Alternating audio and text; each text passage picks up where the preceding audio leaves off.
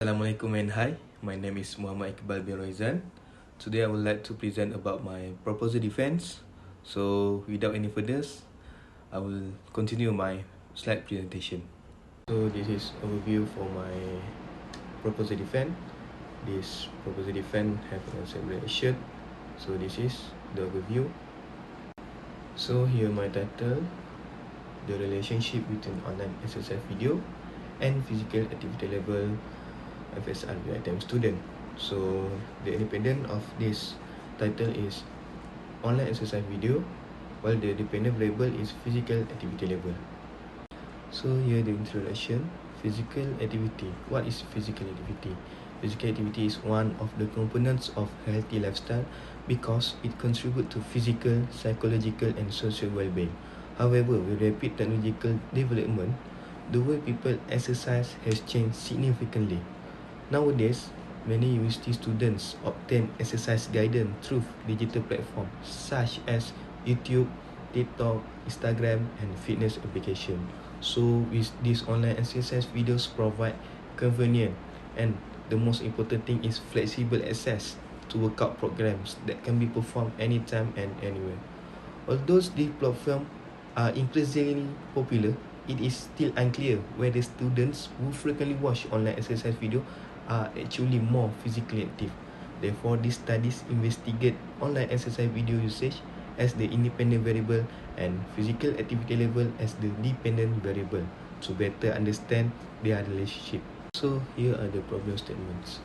One of the main issues is that physical activity remains a concern among university students despite increasing awareness of healthy lifestyle. At the same time, online exercise videos have become one of the most popular sources of exercise guidance because they are free, convenient, and easily accessible. However, previous studies have reported inconsistent findings. Some researchers found that online exercise videos encourage people to become more physically active, while others found little or no significant relationship. So another important issue is that very limited research has been conducted among UiTM students, especially from the Faculty of Sports Science and Recreation. Therefore, this study aims to fill this research gap by investigating whether a relationship exists between online exercise video and physical activity level among semester FSR UiTM students. So we move to the purpose and research question. The purpose of this study is to investigate the relationship between online exercise video usage and physical activity level among semester FSR UiTM students. So, to achieve this purpose, 3 research questions have been developed. So, the first research question is to identify the level of online exercise video usage among the students. The second one, the research question is to identify their physical activity level. So, the third one is the research question is to determine whether there is a relationship between online exercise video usage and physical activity level. So, these research questions are aligned with 3 research objectives, which are to observe. The first one is online exercise video usage. Number 2, observe physical activity level. And the last one is determine the relationship between these 2 variables. So, this slide will tell about hypothesis. This studies consists of one null hypothesis and one alternative hypothesis. The null hypothesis states that there is no significant relationship between online exercise video usage and physical activity level. The alternative hypothesis states that there is significant relationship between these 2 variables. The findings of these studies may provide useful information for lecturers, coaches, and trainers. So, it may also increase students' awareness of active lifestyle and contribute to digital fitness research among Malaysian university students. So, for the limitation part, this studies has several limitations. First one, it uses self-reported questionnaire, so the response depends on the participant honesty and understanding. The second one is the study only involves university FSR UiTM students. So, therefore, the findings may not represent students from other faculties or other universities. This limitation should be considered when interpreting the result. So, this slide will present several important operational terms used in this study. So, online exercise video usage refers to the use of exercise video through digital platform such as YouTube and TikTok. Physical activity level refers to the amount of physical activity performed by the participants and will be measured using the International Physical Activity Questionnaire, which is the IPAQ. So, the studies adopts a correlational design because it aims to determine the relationship between these two variables. So, for the literature review part, previous study shows that digital technology has changed how people participate in physical activity. Online platform provide flexible access to exercise demonstration, fitness challenges, and health-related information. Many students prefer online exercise video. Why? Because they are convenient, affordable, and easy to access. Physical activity include exercise, sports, recreation, and other movement that contribute to health. It is commonly classified into 3 levels. The first one, low, moderate, and high. This finding provide the foundation for the current study and lead to the next section, which discusses previous research findings in more detail about for the next slide. Moving on to the second part of the literature review. So, the previous study have highlighted both of the advantage and disadvantage of online exercise videos. So, one of the main advantage is that they are convenient, affordable, and offer a wide variety of workout programs. So students can exercise at any time and from any location.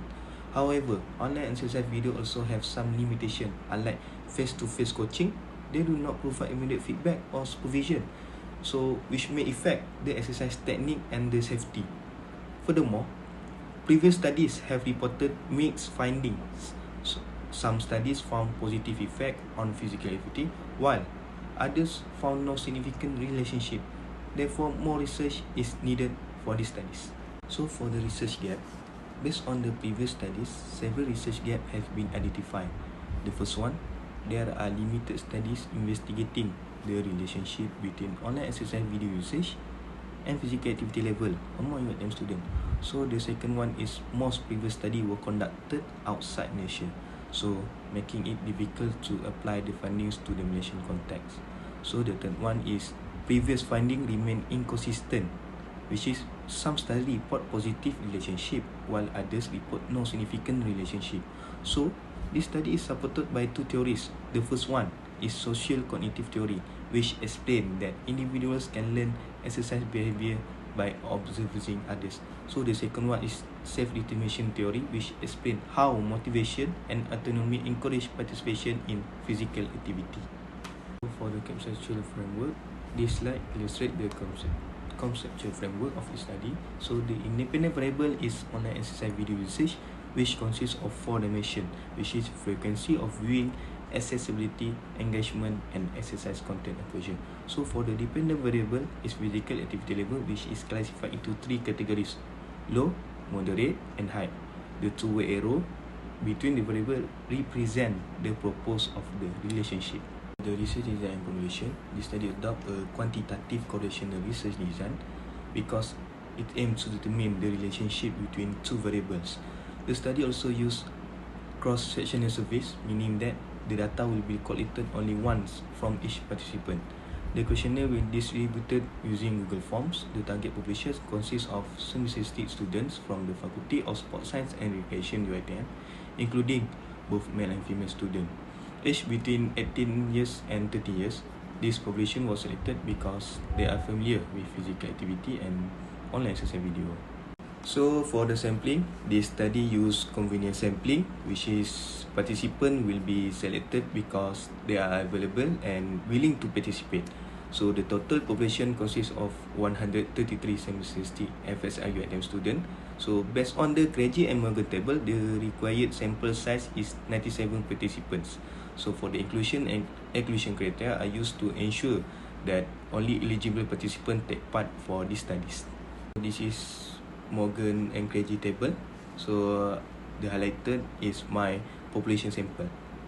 For the data collection procedure, the data collection process consists of 6 phases. First, approval will be obtained from the supervisor.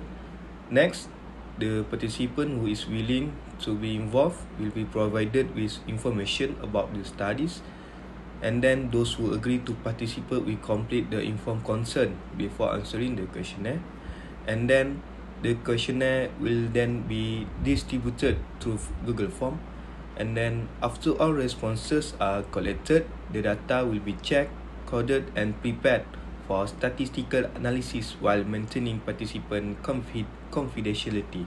Last one is data analysis.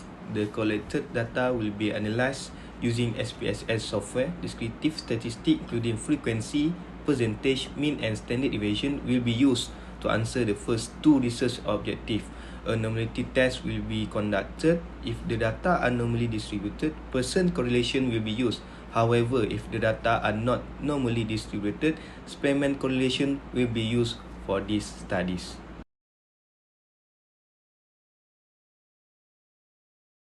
Conclusion, these studies aim to determine the relationship between online exercise video usage and physical activity level among semester 6 FSRU attempt students. So I hope this study will contribute to a better understanding of digital fitness behavior among university students and provide useful information for research in sports science. So thank you very much for your attention. Have a good day. Assalamualaikum.